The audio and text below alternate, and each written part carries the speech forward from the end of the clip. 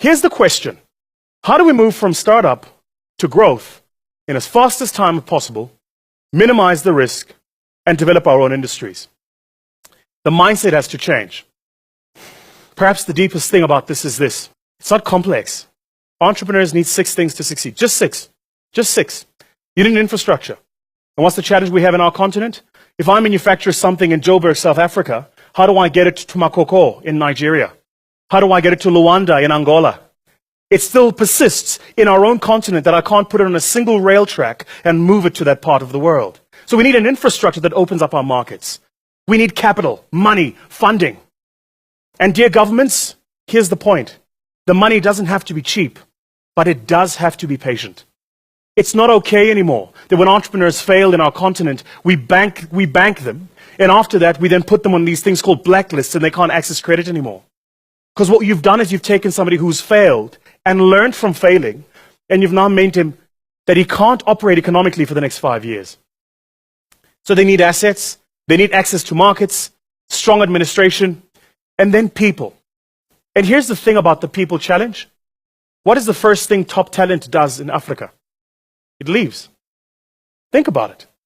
If you think about the top Africans shaping the rest of the world today, they're not lightly doing it in our own continent. They're somewhere else doing it. And a part of the narrative we need to reshape is how do we bring them back here to build what is jointly ours? There is a huge mass of knowledge in the African diaspora. We need to bring them back in here. And this is how we reshape it. So, there's really 4 reasons people start businesses. 4. To live well, to leave something for your kids, to sell it, or to change the world. That's it. So what does Google say?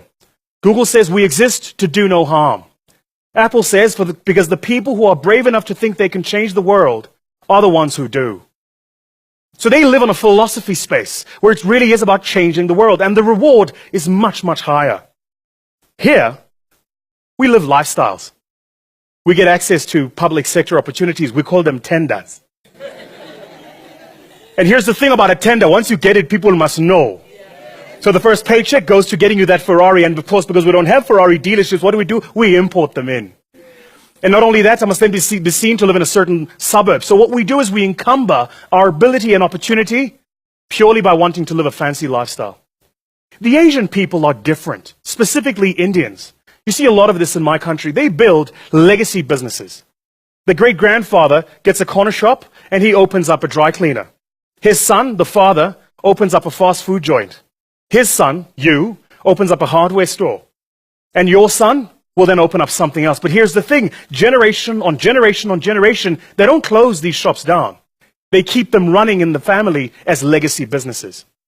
The environment I work in is where we sell businesses. We build them purely for the purpose of selling them. Why? Because if you build to sell, you build for value. It means you're going to live scrappy, you're going to keep costs low, you're going to take a long-term view because you're building this thing genuinely to create enough pressure in the market that you can sell it. I was on Dragon's Den in South Africa. So I invested in, myself and the other dragons actually, invested in a business that is fundamentally shaping the entire floral market in the world. Not just here, but in the world. They've created an Uber, but for flowers. So imagine a situation where you would go on your phone and you wanted to get flowers for your loved one. And when you pull up the application on your screen, it would show you the local florist and what that local florist has available right now and the price. You would then buy from that local florist. He would receive the order and deliver the goods in a split second of a time. Why? Because he's closer to you. Does it work? Of course it does. The local florist wants access to the market.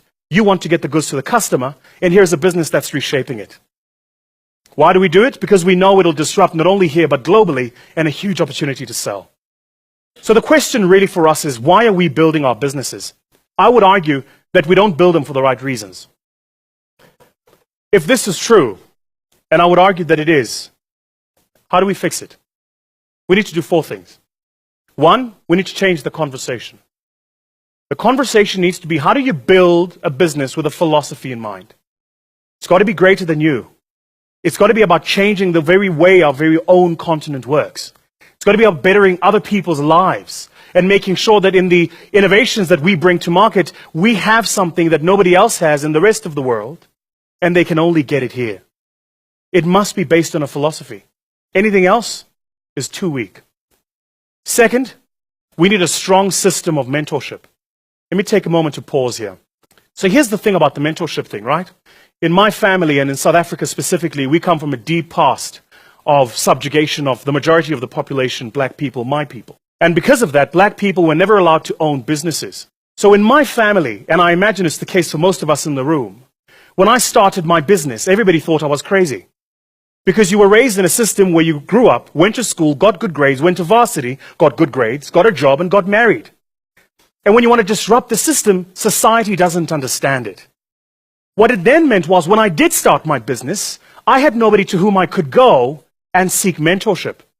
Why? Because they themselves didn't know what they didn't know. And so incumbent upon us is to create a system in our social spaces where we can access mentorship to think differently. This, I would imagine, is our deepest challenge socially. Third, we need to start creating a culture of delayed gratification.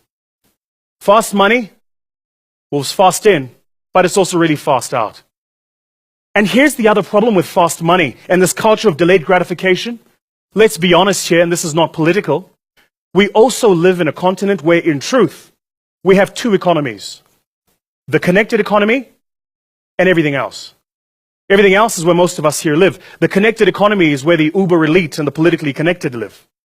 So it's not by mistake, for instance, that the wealthiest woman in the continent also happens to be the daughter of the president of Angola.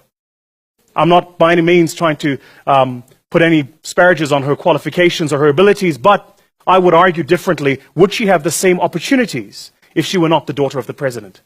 In my country, South Africa, we've seen a huge accumulation of wealth of family members linked to our own president. Why? Because we've created that narrative and we've made it okay. The connected economy, where if you're in, and if you're not, well, that's just tough. So it's about creating a culture of delayed gratification that says build it. Build it for the next 10 years, next 15 years. Shape generations. Send young people through to varsities. Create innovation structures and platforms and processes that we allow ourselves to build a different continent. But whatever you do, delay your own gratification. And finally, this is the trick, right? How do you know somebody is a good entrepreneur? It's simple. They're very bad at writing business plans. It's true. We see a lot of it in our environment. If somebody has an MBA, odds are they're going to suck at entrepreneurship. If they can write a really well-written business plan, odds are they're going to be really poor at this entrepreneurship thing. And in the context of this conversation about the lie of small business is a part of the conversation we need to have, which is how do we take people who are naturally not inclined to writing 60-page business plans and attach an addendum of a 20-page Excel spreadsheets of projections. And by the way, 8 years in finance as a venture capitalist, I have never seen an Excel spreadsheet that says the business won't make money. The business always makes money. The revenue line is always up, costs are always down, and profit is a perpetual quest of cream and water. People who are good at writing the document are usually very bad in the real world at making the adaptations that they need to make. So we need to create a culture that says start. Start badly. Start scrappy. Make mistakes. Fail. Start again. But whatever you do, just start.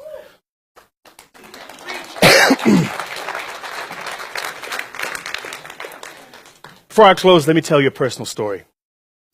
So the year is 2004. I've just been kicked out of Wits University for something called financial exclusion. It's like apartheid, but for money. It basically means you don't have enough money to pay your fees. So I go, what am I going to do? And I go, well, I've got this thing called public speaking. It's a gift. I've won the world championship. Maybe I could do that, right? So I start a public speaking business. I get a small little office. It's a nice little office. I've got a secretary. And here's the thing. My business plan said I was going to make money from month 1. The financial model says month 3, I was cash flow positive. 6 months in, I haven't received a single booking. Not a cent in my bank account. I've used up all the little savings I had up to that point. My secretary then says, listen, I'm willing to come to work for another month, but after that, if you can't pay me, I really can't come here anymore. The bank's chasing me because I haven't paid off my car. And if you don't pay off your car, the bank does this thing, I love the term, it's called a repossession. Which means when you signed the contract, you thought you owned it, you didn't really. We always owned it, we just didn't tell you. So now we are taking it back. And so the bank rang me up and said, listen, if you don't start paying for your car, we need to take it back. So I absconded. I left my home and I went to live in my office. Because the other thing about signing the bank contract is if you ever sign a bank contract, it's got that thing called ad domicilium citandi et executandi, which is Latin for where do we find you when we need you? So they had my home address, right? And I absconded and I went to live in my office. In 7 months, I lived in the basement of my office. The only meal I used to have often was driving to my then girlfriend, now wife's house. Her father hated me, so I always went there during lunch when he was at work. And I would come back and continue to run my business. Was it tough? Yes. Have I been bankrupt? Absolutely. But ladies and gentlemen, I am privileged enough to stand here and say to you, I've made more money than I never thought imaginable. And I have not done it because I'm particularly more able than other people. I've done it purely because I've been afforded the opportunity to start. Yours and my task as the next generation of this continent is to have a bit of faith. And here's what faith is in my eyes. Faith is the ability to see the invisible, to believe in the impossible, and to trust in the unknown. You and I today need to have a bit of faith